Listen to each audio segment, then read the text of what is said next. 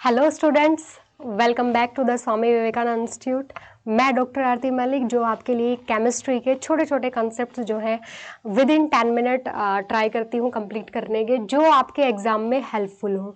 चाहे वो आप किसी भी एग्ज़ाम की तैयारी कर रहे हो, केमिस्ट्री किसी भी एग्ज़ाम के लिए पढ़ रहे हो, नीट के लिए, जेई के लिए, जैम के लिए, कहीं के भी लिए। हालांकि आपका क्वेश्चंस का लेवल अलग अलग होता है, पर ये छोटे छोटे कंसेप्ट आपको हर जगह काम करेंगे, क्योंकि इसके बिना आप हायर कंसेप्ट भी नहीं समझ पाओगे और कई बार आपको ऐसे छोटे छोटे डायरेक्ट क्वेश्चंस भी एग्जाम में देखने को मिलते हैं। तो आज का जो टॉपिक है वो है हमारा, एक क्वेश्चन होता है why CHCl3 is more acidic then CHF3।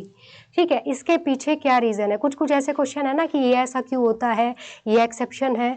तो उस टाइप की चीज़ों के लिए मैं कोशिश करूँगी कि आपको एग्जैक्ट रीज़न पता हो विद मैकेनिज्म या विद फैक्टर्स। तो बात ये है, एक हमारा होता है CHCl3,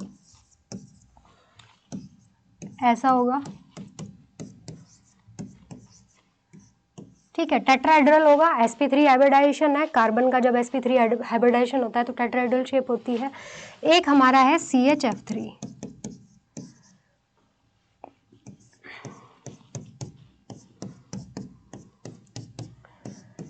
अब इस बॉन्ड को थोड़ा सा हाईलाइट कर लेते हैं, हाइड्रोजन वाले को। हाईलाइट क्यों किया है? क्योंकि देखिए C और H के बीच में जो यूजुअल बॉन्ड होता है उसको हम नॉन पोलर मान के चलते हैं। ठीक है, कार्बन और हाइड्रोजन के बीच में हाइड्रोकार्बन्स में जो बॉन्ड होते हैं हम मान के चलते हैं कि वो नॉन पोलर है, क्योंकि ज़्यादा इलेक्ट्रोनेगेटिविटी डिफरेंस नहीं है डिफरेंस, कार्बन की इलेक्ट्रोनेगेटिविटी हाइड्रोजन से ज़्यादा है। बट स्टिल अगर मैं CH4 की बात करूँ, ये हमारा CH4 है, ये नॉन पोलर होता है।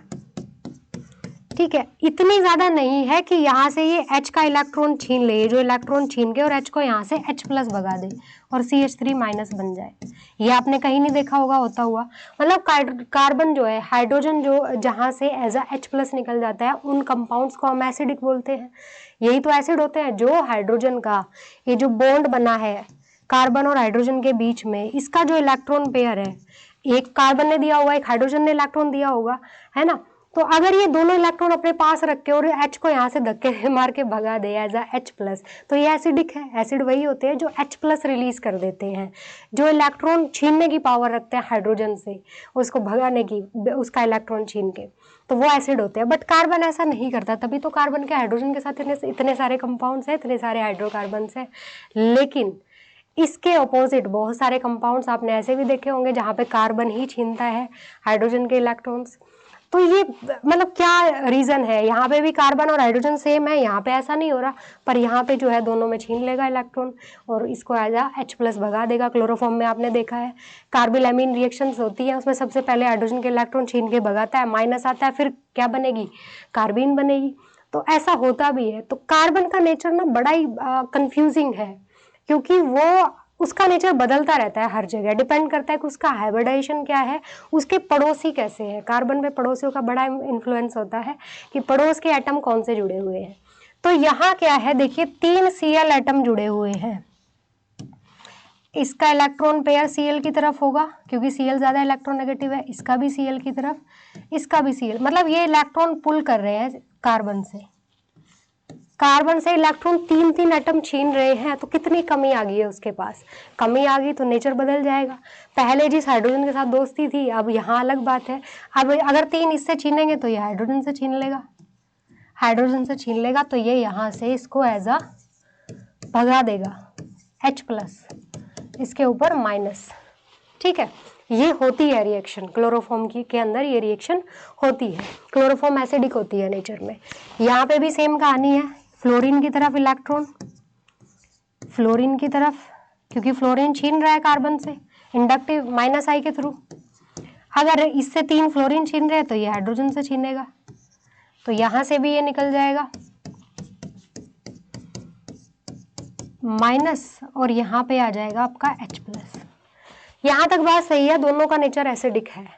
अब अगर आपसे कोई ये पूछे कि दोनों में से कौन ज़्यादा एसिडिक होना चाहिए, तो आप क्या कहोगे कि यहाँ पे देखिए फ्लोरीन की इलेक्ट्रोनेगेटिविटी ज़्यादा है, तो फ्लोरीन ज़्यादा इलेक्ट्रॉन डेंसिटी पुल कर रहा है, किससे, इससे, और जितना ज़्यादा माइनस आई वाला ग्रुप लगा हुआ होता है उतनी ज़्यादा क्यों है एसिडिटी, एसिडिक नेचर जो होता है, acidic strength directly proportional to the minus I effect. ये बात मैंने ही पढ़ाई है आपको, आपके और टीचर्स ने भी पढ़ाई होगी, पर मैंने भी ये बात पढ़ाई है। तो माइनस आई इफेक्ट अगर कहीं पे लग रहा है, मतलब ये ज्यादा इलेक्ट्रॉन छीन रहे हैं कार्बन से, जितनी ज्यादा कार्बन के पास इलेक्ट्रॉन्स की कमी होगी उतना ही हाइड्रोजन से छीनेगा। यहाँ पे कमी ज्यादा है क्योंकि यहाँ पे फ्लोरीन लगा हुआ है। फ्लोरीन तो हाईएस्ट इलेक्ट्रोनेगेटिव एटम है। सबसे ज्यादा इलेक्ट्रोनेगेटिव एटम्स कौन, एलिमेंट्स कौन है पीरियोडिक टेबल के, हेलोजन्स है, और हेलोजन में भी सबसे ज्यादा फ्लोरीन है। फ्लोरीन सबसे ज्यादा इलेक्ट्रोनेगेटिव जो है एटम है, हमारा एलिमेंट है। तो यहाँ पे इलेक्ट्रॉन की कमी कार्बन के पास ज्यादा है इसके रेस्पेक्ट में, तो it will be more acidic. ठीक है, ये वाला ज्यादा एसिडिक होना चाहिए हमारा, इसके रेस्पेक्ट में ये कम एसिडिक होना चाहिए, ऑर्डर होना चाहिए एसिडिक स्ट्रेंथ का ये, पर ऑर्डर हो जाता है उल्टा।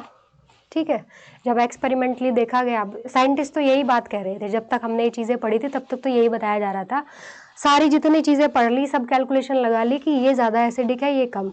अब उसी चीज़ को चेक करने के लिए एक्सपेरिमेंट भी तो किया जाता है, एक्सपेरिमेंट में पता चला कि ये वाला ज़्यादा एसिडिक है। अब क्या करें, अब बोल दे कि एक्सेप्शन है। केमिस्ट्री में यही तो होता है, जब कोई चीज़ अपोजिट हो जाती है, जो एग्जिस्टिंग रूल्स हैं, अगर कोई चीज़ उन रूल्स को फॉलो नहीं कर रही तो हम कह देते हैं एक्सेप्शन है। तो ये तो गलत बात है ना। आप समझने की कोशिश तो करो कि वहाँ पे हुआ क्या है, और समझने की कोशिश करना मतलब मैकेनिज्म समझना। ठीक है, फैक्टर्स समझना कौन कौन से लगे हैं। तो ये ज़्यादा एसिडिक है इसके रेस्पेक्ट में। रीज़न क्या है, रीज़न बहुत छोटा सा है, कहानी भले ही लंबी थी पर रीज़न बहुत छोटा सा है। देखिए यहाँ पे मैंने बना दिए दोनों आयंस जो है, ये हमारा ये वाला आयन बना, इसको हम कॉन्जुगेट बेस कहते हैं, ये बात आपको पता है। एसिड से जब प्रोटॉन निकल के जो माइनस वाला पार्ट बचता है उसको कॉन्जुगेट बेस कहते हैं। और जो बोलते हैं आपका एसिडिक स्ट्रेंथ होती है वो डिपेंड करती है कॉन्जुगेट बेस कितना स्टेबल बना है। मतलब हाइड्रोजन के इलेक्ट्रॉन छीन के आपने उसको भगा तो दिया, पर वो माइनस आपके ऊपर कितना स्टेबल है, आप उस माइनस को कितना अच्छे से कैरी कर पा रहे हो, उतनी आपकी स्टेबिलिटी है, उतनी ज़्यादा एसिडिक स्ट्रेंथ है। तो यहाँ पे कार्बन के पास जो ये माइनस का इलेक्ट्रॉन पेयर है, माइनस वाला, अगर Cl जुड़ा हुआ है तो Cl के पास होता है d ऑर्बिटल। अगर आप समझ पा रहे हो बात तो Cl के पास क्या होता है, d ऑर्बिटल, क्योंकि Cl17 मतलब 287, आउटर मोस्ट का कॉन्फ़िगरेशन 3s2 3p5 3d0। ठीक है, अगर फ्लोरीन की बात करूं तो फ्लोरीन का कितना होता है 2s7 2s2 2p5 2 में डी नहीं होता है। ठीक है, इसके पास डी नहीं है, इसके पास डी ऑर्बिटल है, वैकेंट ऑर्बिटल। तो अगर इसके पास वैकेंट ऑर्बिटल है तो ये अपना इलेक्ट्रॉन पेयर थोड़ी देर के लिए बोल सकते हैं, थोड़ी देर के लिए इसको तू रख ले, है ना। तो यहाँ पे क्या हो सकती है, यहाँ पे हो सकती है बैक बॉन्डिंग। ठीक है, इसके केस में Cl वाले के केस में तो ये ऐसा हो जाएगा C डबल बॉन्ड C, ठीक है, Cl और Cl, माइनस चार्ज इसके ऊपर। तो ये बार बार जो है तीनों क्लोरीन के साथ ऐसे ही अपना चार्ज डिस्ट्रीब्यूशन कर सकता है। इसको हम बैक बॉन्डिंग यहाँ पे कहते हैं, क्या कहते हैं, बैक बॉन्डिंग। ठीक है, और बैक बॉन्डिंग कहाँ पे हो सकती है, जहाँ पे एक के पास इलेक्ट्रॉन्स अवेलेबल हो डोनेट करने के लिए, दूसरे के पास खाली ऑर्बिटल। तो इसमें बैक बॉन्डिंग की वजह से चार्ज घूम रहा है जो है 4 एटम के ऊपर, कार्बन के ऊपर, कभी इसके ऊपर कभी इसके ऊपर, और जितना ज़्यादा चार्ज का डीलोकलाइजेशन उतना ज़्यादा स्टेबिलिटी। तो ये ज़्यादा स्टेबल है, जबकि फ्लोरीन के पास डी ऑर्बिटल है ही नहीं, फ्लोरीन हेल्प नहीं कर सकता कार्बन की यहाँ पे। ठीक है, वो इलेक्ट्रॉन माइनस आई के थ्रू पुल कर सकता है, माइनस आई इतना इम्पैक्टफुल नहीं होता जितना कि रेजोनेंस होता है। यहाँ पे रेजोनेंस हो रहा है, रेजोनेंस का मतलब जब इलेक्ट्रॉन जो है ट्रांसफर हो जाए एक भरे हुए डब्बे से खाली डब्बे में, ये आपने देखा है ऐसे इलेक्ट्रॉन जो है मूव करते रहे, कभी इस पे कभी इस पे, तो ये रेजोनेंस है। माइनस आई के थ्रू सिर्फ उसको अपनी तरफ खींच सकता है, पूरे तरीके से नहीं एक्सेप्ट कर सकता। तो माइनस आई इफेक्ट उतना ज़्यादा इम्पैक्टफुल नहीं होता जितना रेजोनेंस होता है। तो यहाँ पे बैक बॉन्डिंग है और यहाँ पे बैक बॉन्डिंग नहीं हो सकती, इस वजह से ये लेस स्टेबल है, ये मोर स्टेबल है। और जिसका कॉन्जुगेट बेस जितना ज़्यादा स्टेबल होगा उतना ही ज़्यादा जो है वो एसिडिक होगा। दैट इज़ वाई क्लोरोफॉर्म जो है CHCl3 जो है आपकी ज़्यादा स्टेबल है किससे, CHF3 से। अब तो याद रखने की ज़रूरत ये नहीं है, क्योंकि एक्सेप्शन के पीछे के रीज़न जानना बहुत ज़्यादा ज़रूरी है, नहीं तो इतना मोटा जो है बुक बन जाएगी एक्सेप्शंस की अलग से, अगर याद ही करने पे आ जाओगे तो याद करने की ज़रूरत नहीं है, समझने की ज़रूरत है। Thank you so much for watching us.